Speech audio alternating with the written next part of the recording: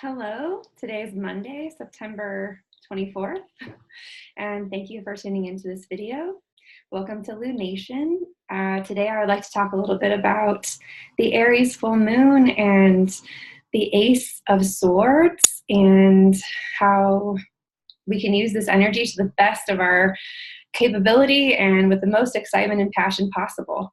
So this is a new endeavor for me. I've been writing lunoscopes for the past 6 months. I've been writing a page a week about the way that the tarot is actually related to the natural cycles of the seasons and astrology.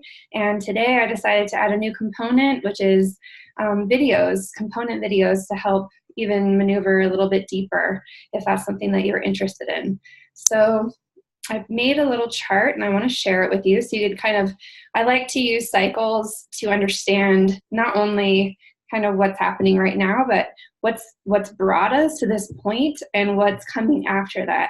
I feel like that's why getting a reading or a natal chart reading or even tuning into a full moon report can help, because it's really important to know where we've been and where we're at now in the journey to understand how the next steps are going to impact us and the rest of our journey. And sometimes we get these really incredible opportunities to really pivot, and sometimes our resistances can come up right when we're about to make really big decisions about our life, and it can keep us from taking full advantage of the cycle and taking advantage of that pivot point. So I noticed that this was one of those times, and I felt it personally in my own life.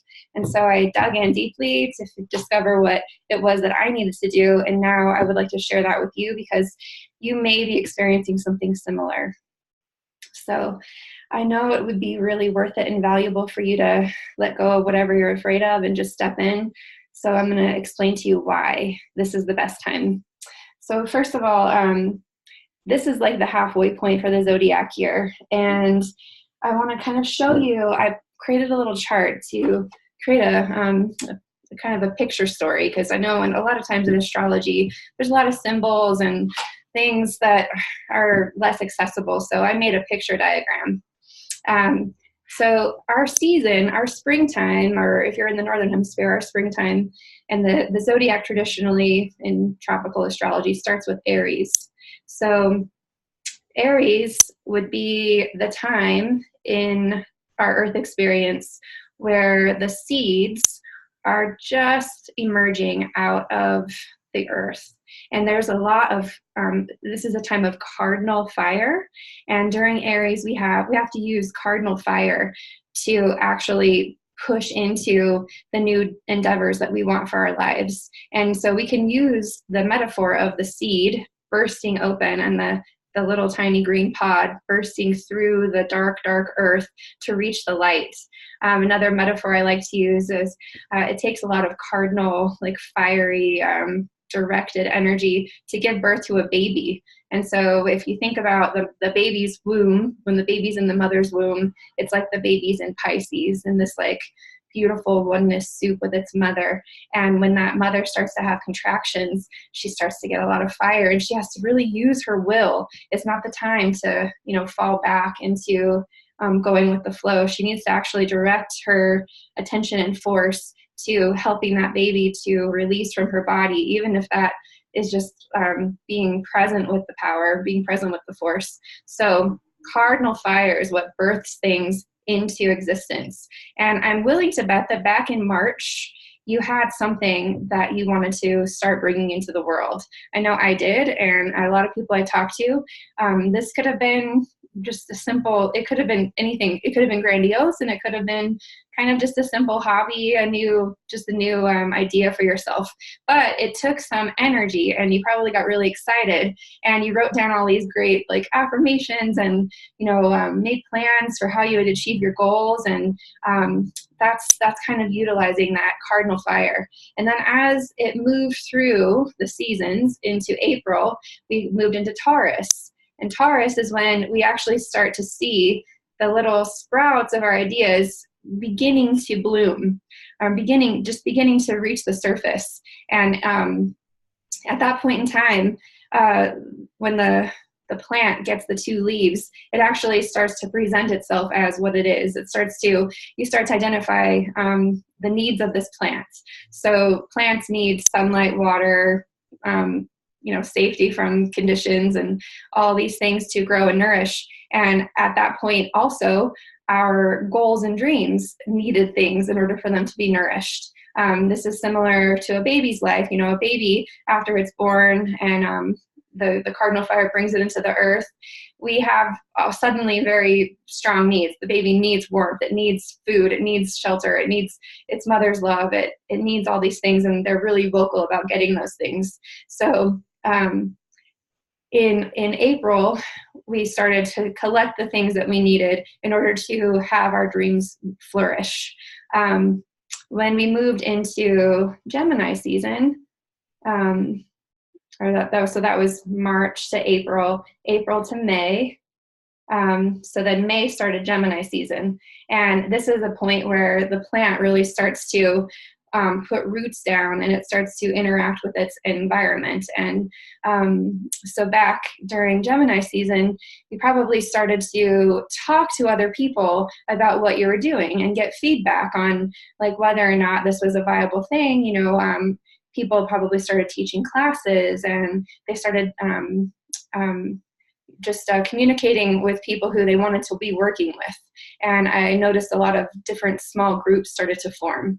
And so in a baby's life, that time of Gemini is really the time where a baby begins to have to communicate to its mother about getting its needs met. It's when the baby finally realizes that it's not just one complete being with its mother, it's actually a separate being, and it needs to learn how to point and talk in order to get what it needs.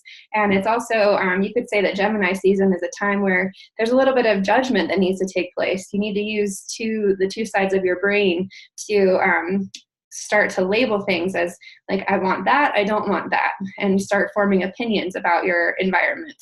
And so as we move into the second quarter, we move into the Cancer season. So this was June to July. And in the Cancer season, that was when we all experienced a lot of vulnerability and emotional expression. There were a lot of fears that were faced.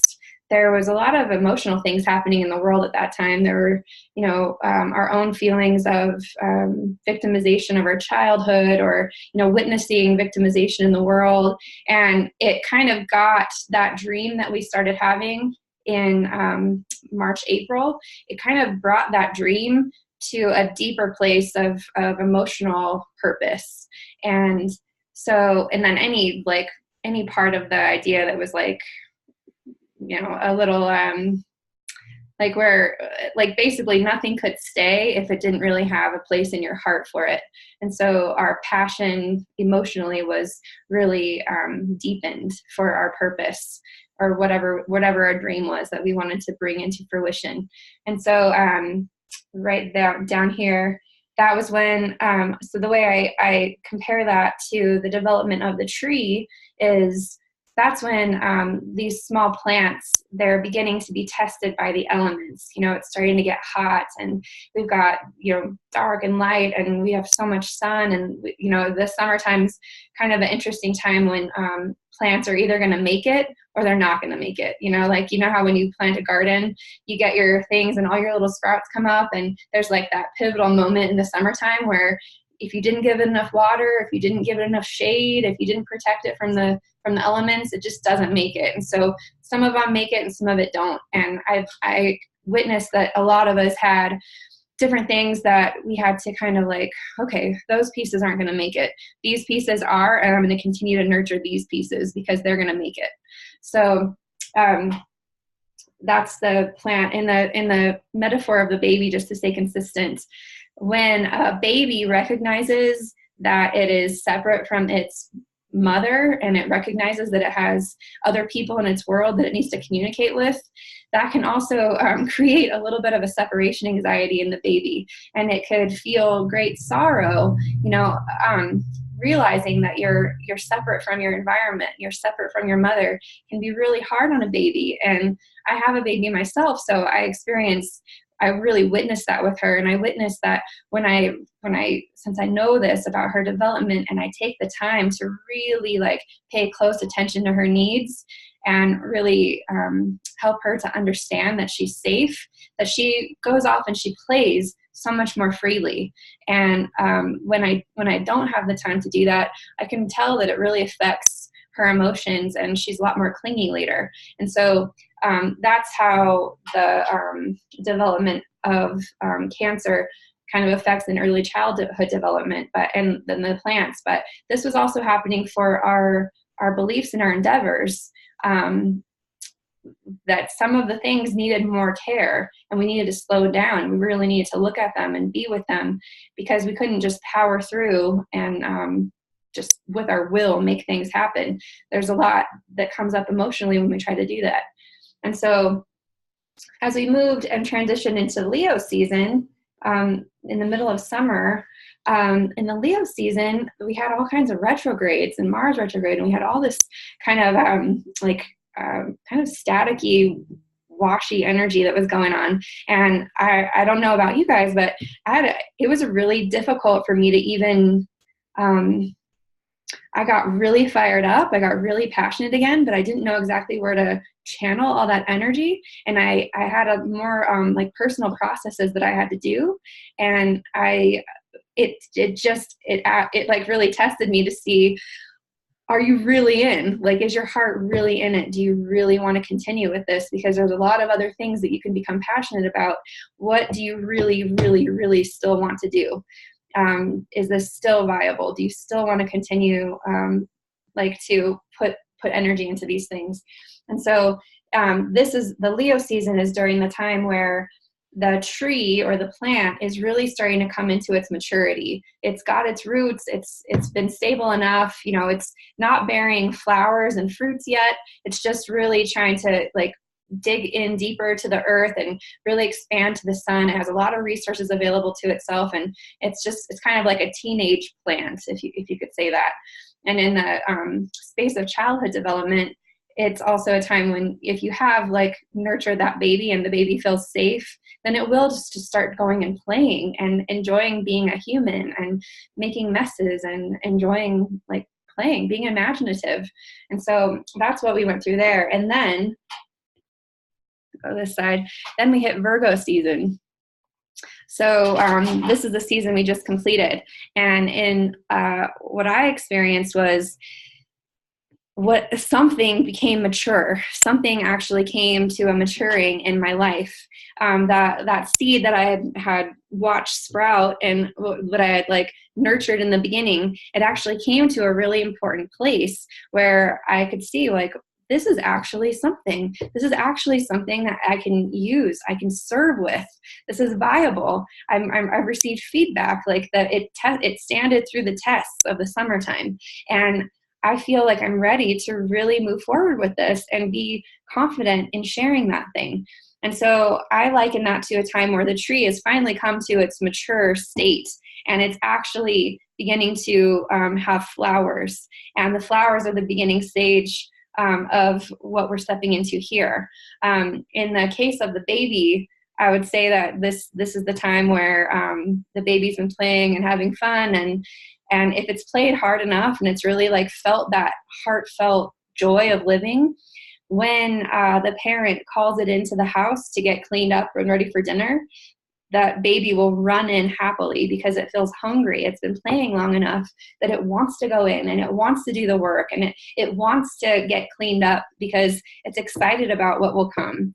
And in your life, you may notice that if you didn't give yourself a chance to play in Leo, if you were really hard on yourself and critical on yourself and thinking that you should have been more productive and all this stuff, that maybe you kind of felt like heavy in Virgo season, like, oh man, now I got to actually work and my finances, but hopefully that's not the case. Hopefully if you're watching this, you actually felt like you're in divine timing with your process, and you're in divine timing with your dream.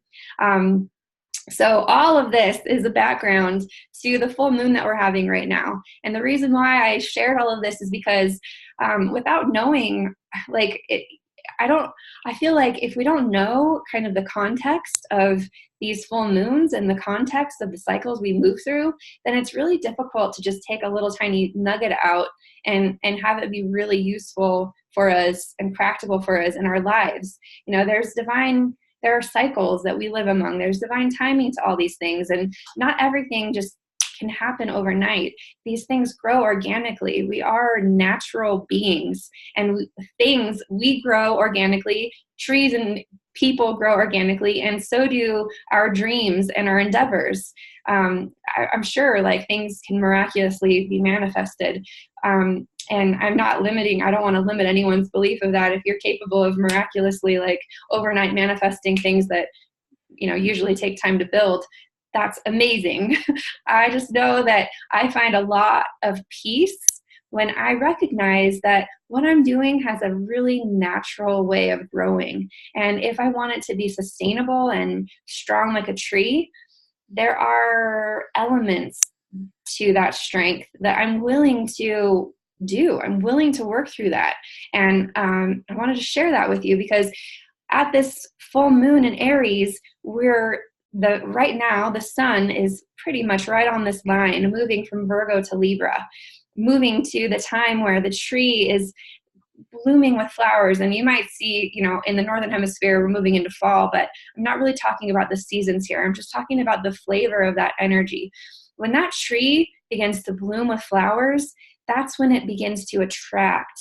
Its beauty and its grace and its fragrance begins to attract the insects that pollinate and attract people to smell them and attract all the buzzing and it's kind of a really beautiful moment for the tree to be in that. And there's a really strong purpose for that. It's trying to attract so that it can cross-pollinate, so that it can actually get some pollination in its flowers to begin to bear fruit. And so, you know, this is a time to really like let your flowers come out, like allow yourself to be seen. And I feel it's so interesting that we're in this time to allow our flowers to be seen when our moon is over here in Aries on the very first line. And if you looked at other like astrology charts, you would see that right now at the same time, there's a planet called Chiron just kind of straddling right there. And Chiron is a planet where they call it the wounded healer, but the way I feel Chiron is the wounds of the soul that keep us from feeling like we can shine in our nature, the wounds of the soul that we know are not true, that kind of keep us from really shining and stepping into our beauty and our grace and serving. It's kind of like it can show up as like ego fears and criticism and things like that. And where Chiron is positioned specifically right now, and with the moon triggering it in Aries, it's kind of like an opportunity to just be born out of that, to use the cardinal forces available to us to push through our criticism, our sabotaging ways, all of those little thoughts that tell us that, you know, who are we to put our flowers out? Like, who are we? Like, those other flowers are so pretty or whatever. Like, other trees have flowers, you have your own, and your flowers are unique to you, and there's no other flowers like them. And so the way I see this moon, this full moon, is a reflection of that cardinal energy that we need to bring into this world now in order to be ready to actually be seen, be felt, be heard, like allow cross-pollination. Don't be so afraid. Like I wrote in my Lunoscope this week about how this process from Aries all the way into Virgo into Libra was kind of like it cultivated a very, very unique kind of special soup.